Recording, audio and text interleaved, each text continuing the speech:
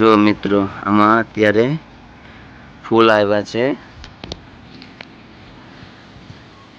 અને આવી રીતનું કંઈક ડ્રેગન ફ્રૂટનું ઝાડ છે મારી પાસે.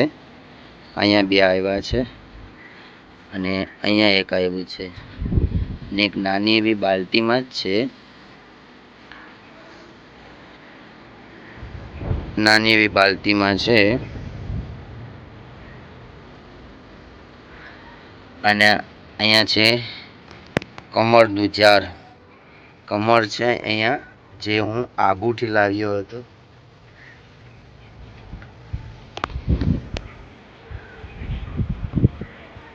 છે મારું મિની ગાર્ડન નાનું એવું અહીંયા ટેરેસ ઉપર અને કેવા સરસ ફૂલ છે જો.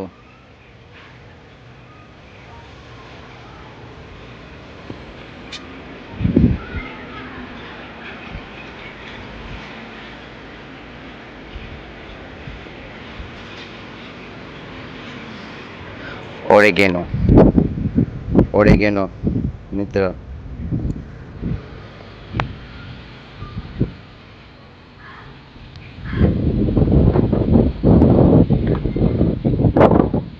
અહીંયા બે હતા પણ એક જ વધ્યું અત્યારે.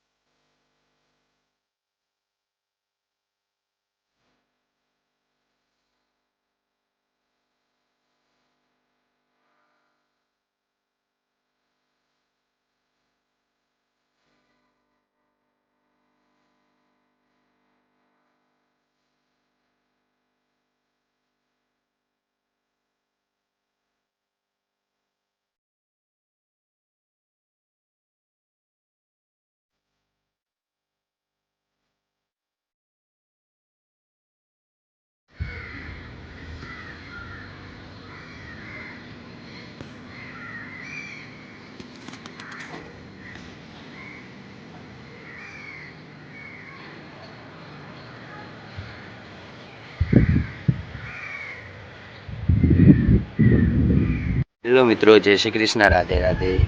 તો મિત્રો વાત એવી છે ને કે આપણે 3 વર્ષની મહેનત આજે રંગ લાવી છે, સફળ થઈ છે. અને 3 વર્ષ પહેલાં મેં એક ઝાડ વાવ્યું હતું. એમાં આજે 3 વર્ષ પછી મને આજે ફળ મળવા જઈ રહ્યું છે અને ફળ એકદમ પાકી ગયું છે મિત્રો. અને કયું ફળ છે તે હું પાછળના વિડીયોમાં તમને બતાવીશ. તો મિત્રો આજે હું તમને ફળ બતાવીશ અને 3 વર્ષની મહેનત પછી એ ફળ આજે મળ્યું છે મિત્રો.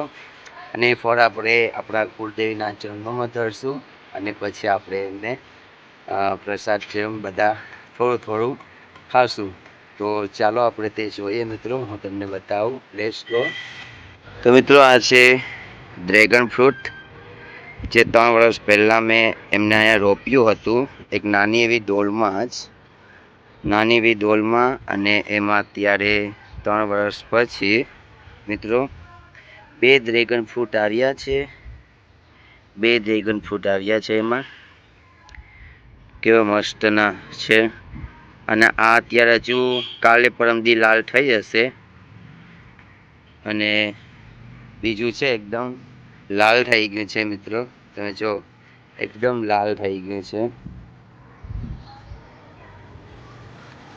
બીજું એકદમ લાલ થઈ ગયું છે, લાલ યમી જ્યુસી. તો કોણે કોણે ખાવું છે તે કોમેન્ટ કરજો મિત્રો. આપણું ડ્રેગન ફ્રૂટ તૈયાર થઈ ગયું છે, એકદમ લાલ થઈ ગયું, તમે જોઈ શકો મિત્રો, એકદમ લાલ થઈ ગયું છે, લાલ. અને આ જો કાચું છે.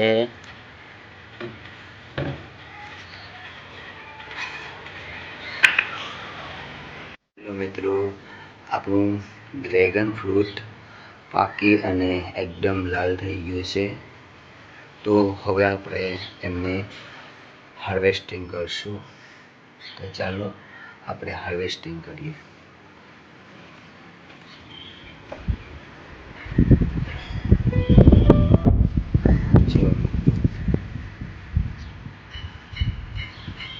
એકદમ પાકી અને લાલ થઈ ગયું છે, એટલે આપણે હાર્વેસ્ટિંગ કરશું.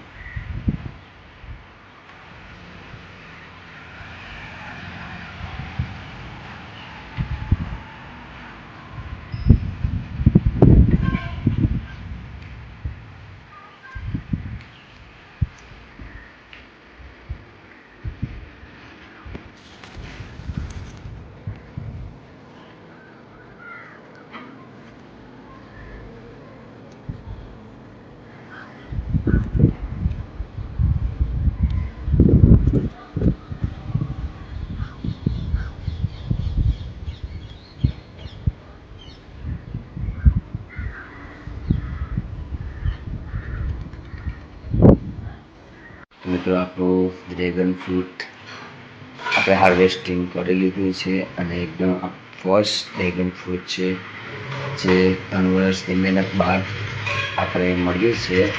અને હવે આપણે આને આપણી કુળદેવીના ચરણોમાં ધરશું, મંદિરમાં અને ધરશું ડ્રેગન ફ્રૂટને. પછી એમને આપણે ખાશું અને બધા થોડું બધા ખાશું આપણે. આપણે